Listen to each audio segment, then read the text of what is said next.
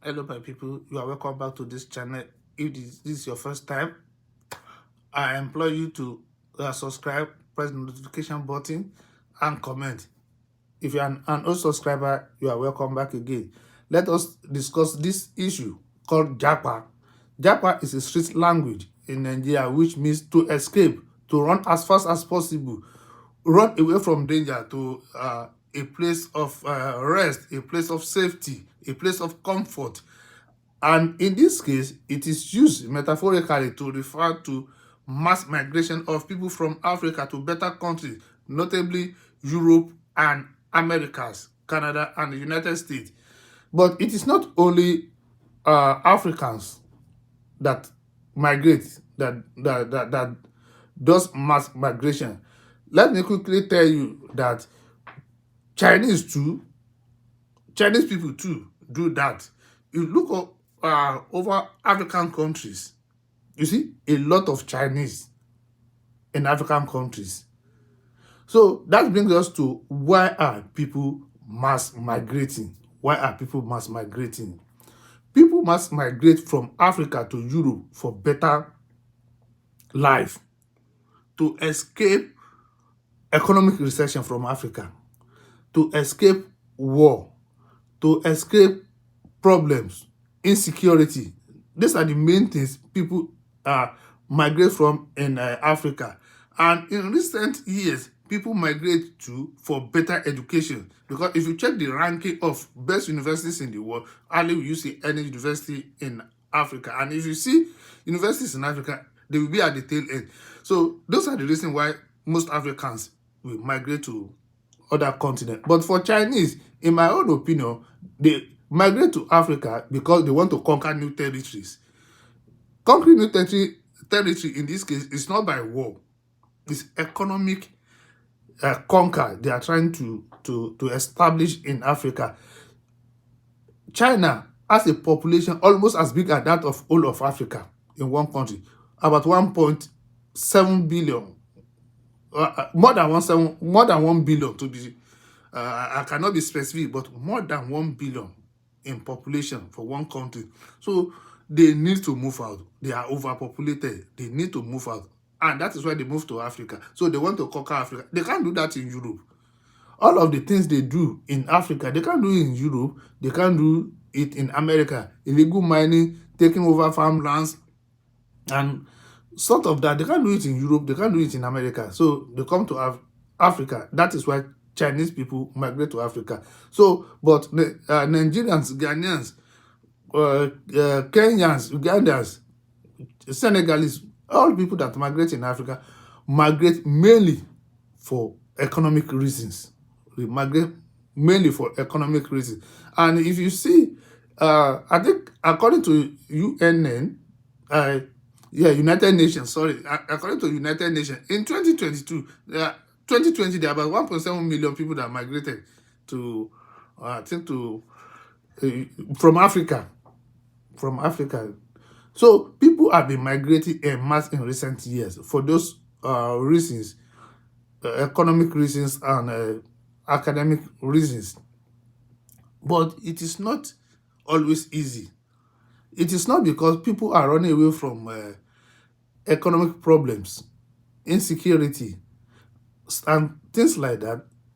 It does not mean that when they get to America, things will be easy. It is not everybody in America that is rich. There are people who suffer in America. They are homeless in America. I think 2021 or 22, in New York alone, there are over 40,000 people who are homeless. So it is not always a bed of roses. And social media is not helping. People will migrate and begin to show good spots in their new countries. It is not always like that. So people who are trying to migrate should have good knowledge of where they are going. For example, you go to Arab countries. If you are not married as a lady, you are pregnant, you are in trouble, you can't access their health facilities. You cannot. In the US, if moving today, you get pregnant today, you can access their hospital. They are a bit more liberal. So you know the areas you want to migrate to if you want to seek economic advantage. You know areas you want to. That is one. Two, if you migrate to a country and you are doing well, what are the chances you have to stay there? What are the chances you have? Because doing well in making money does not mean that doing well in being a legal resident in that country. So those are the things. There are some countries like in most Arab countries, Dubai, Saudi Arabia, you cannot become citizens. You cannot become citizens no matter how long you stay there. But in the United States, it is easy for you to become citizen. It is easy for you to become a legal resident. Canada is like 10 times the landmass of Nigeria with a population of less than 40 million. So if you move to Canada, it is a lot easier for you to be welcome, to be accepted into the economy because they need labor force. They need to increase their labor force. Remember in the 90s, United States of America used to do what is called visa lottery.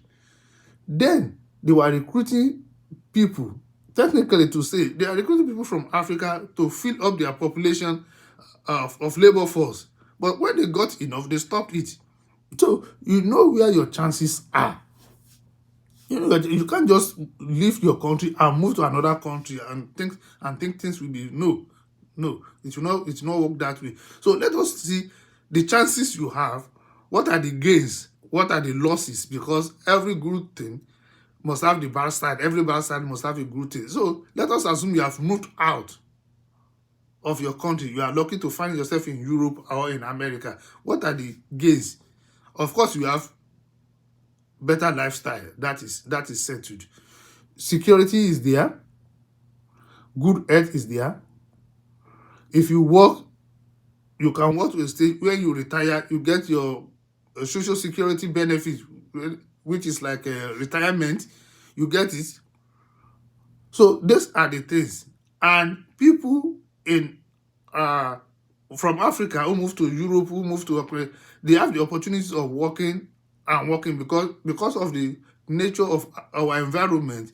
We find it easier to survive in Europe and America, and we can work and earn a lot of money, which of course people have been doing, and they have been sending money home to their families. It's helping their family, which is good. But it is not always like that. If you get money, you settle down, you bring your family here. In my own opinion, if you bring your children who are kids here, you have a lot of work to do to raise those children in a standard that you may want. Because the standard of America, the standard of Europe is not the standard of Africa.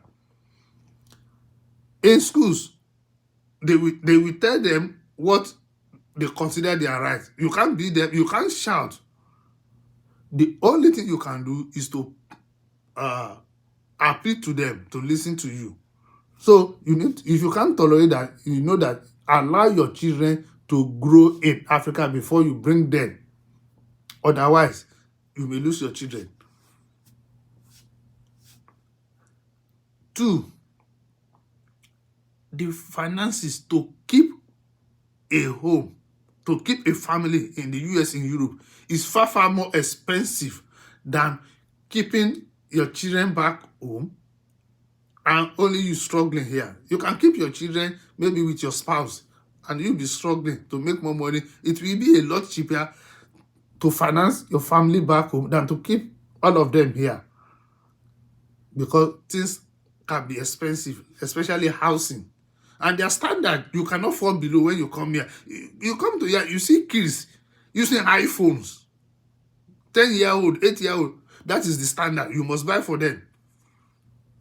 So you need to consider that too. If you are making your money, are you planning to bring your children here, or you just want to make money and return? It depends on you, how you want to live.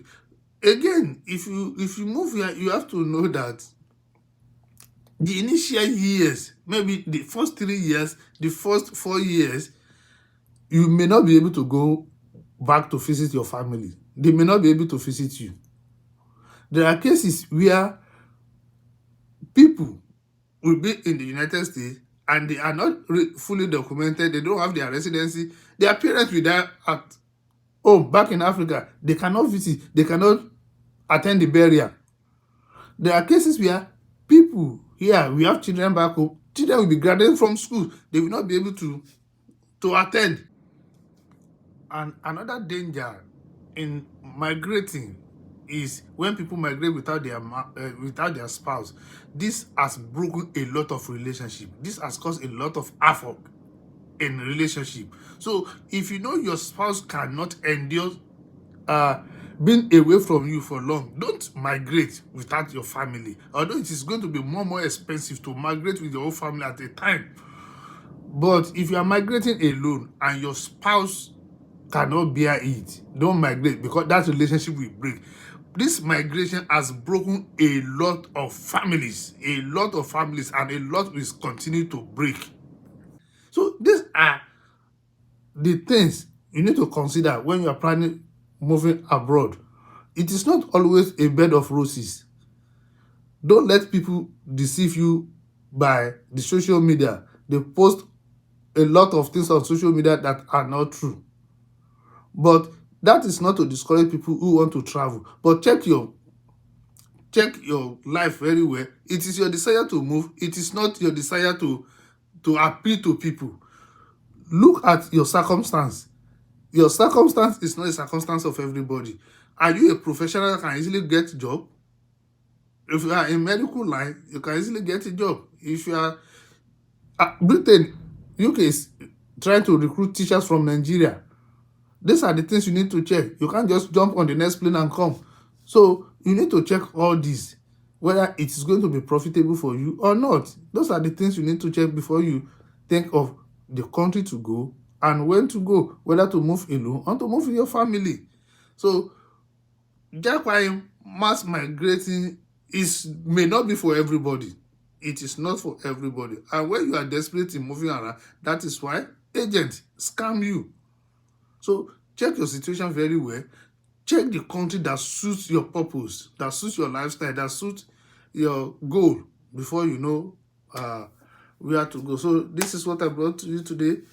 I don't know how you feel about it. Let me see in your comment section what you feel about it, so we know what next to do. It's a means of enlightening our people on what to do. If you have an experience you can share with us too. Thank you and God bless.